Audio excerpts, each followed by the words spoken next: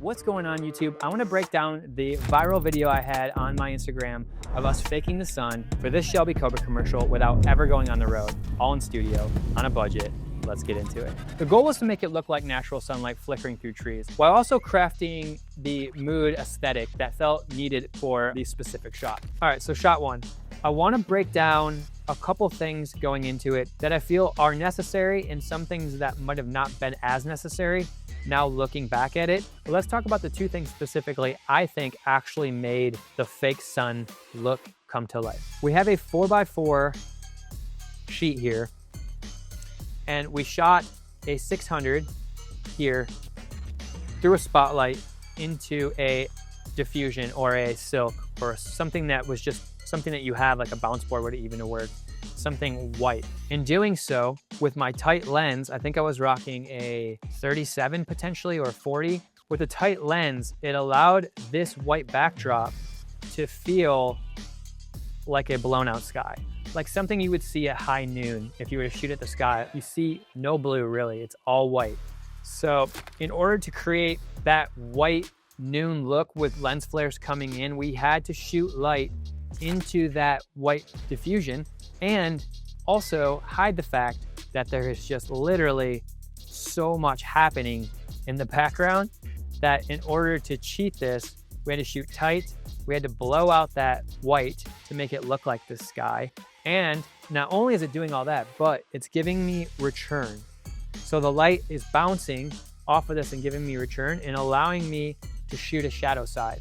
And the shadow side gives me that 3D look. It gives me that contrast, that kind of the dimension that you're looking for as a filmmaker. You want, you know, light, dark, that checkerboard effect. So shooting shadow side will always make your image that much better. So this is giving me a key light. It's giving me my sky. It's allowing me to shoot shadow side. And it's just bringing up the levels completely, which is a huge help in this dark, dark space. The second thing I think that really sold this look was Spirit Finger Guy. So Spirit Finger Guy, don't know his name, unfortunately, very sorry. We are shooting light through a Leica here, another 600, and that's blasting my lens. And the light blasting my lens is creating really cool flares on the Zeiss vintage lenses, which not only mimics what would happen if you were to aim it at the sun, but also creates movement for us. And him wiping his hand back and forth is also creating the effect that we're passing things. And that in itself, I think, was the biggest winner in this entire spot. All of us just having fun, kind of being creative, making it up on the spot, doing the wave, and it sold it. It really sold it. All right, the third thing, like I mentioned, there's three things that I thought specifically really sold this look. And this has nothing to do with light, it's the camera. I shook the camera so much that it felt like the car was actually moving as he's jerking the stick. And so because he's doing the actual movement and I'm doing the actual movement as like we would on the road, and the lights flaring and the sky looks blown out, it feels very characteristic, very stylistic in its approach, but it feels very natural in its sense also. The last couple things that also help sell this look, and I would, if you have the time and the budget, I would definitely put them in. The quasar tubes above were set to flicker in a panning effect. This allowed for, again, light to feel like it was moving and motivated by the sun. And when I did pan up to his helmet, we did get reflections of light in his glasses and bounce off his helmet up here from those specific quasars. So they did play a relative role in it. And they also brought up the entire levels with all the light. If you could see the wide shot we did in the beginning, it created some really cool textures on the car too, but I digress. Lastly, I needed something to kind of edge him, to make him feel more 3D, to give him some more life, to add just some highlights from the sky or something that would happen. Like when you can see his glove, he's getting some like edge, some rim lighting. And that was just another spotlight back here pushing to our subject. Again, bringing up the entire levels, giving him a rim light, giving him some separation from everything. And that was shot one. That was our overall look for shot one. I think it came out super cool. I posted a video on Instagram. It went mad viral. So I think other people also dug it. And I'd like to know what your thoughts are. But let's move on to shot two. All right, so shot two is a little more stripped down version of what shot one was. Shot two, I decided to open up the bay doors because, again, we needed a blown out sky.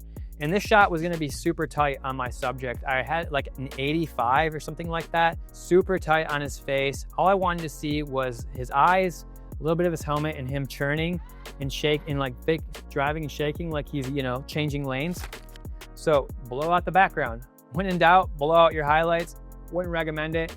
But in this situation, this is pretending to be our sky. We don't want to see traffic in the road. We don't want to see everything that's going on back here. So in order to bring up all the elements in levels and still have a fake sky, because I'm shooting directly on, this was the only way. So we opened up the bay doors and we started rocking with what we had. We stripped it down, running out of time in a big hurry. Here's how we got shot too. So again, bay doors are open here. That's pretty much giving him the giant backlight, if you will.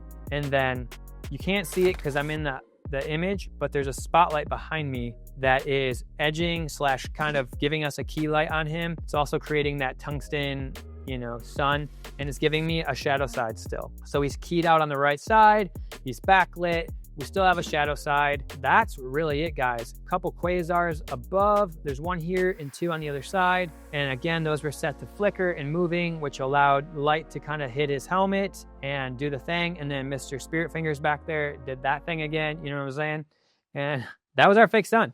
And I got really close to him. I was just capturing the helmet, shook the crap out of the camera again. He fake drove, and that was look number 2. It's super quick in the piece. So there's a lot of things I wish potentially I would have done differently, but in a crunch, I think it worked out. Personally, I probably would have done another big key light on the spotlight side, really brought up the levels. I thought he was kind of dark in this specific shot, but at the end of the day, you only get enough time, you only get enough budget, and this is what we got.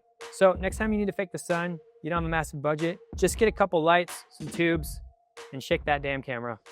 Till next one. Peace.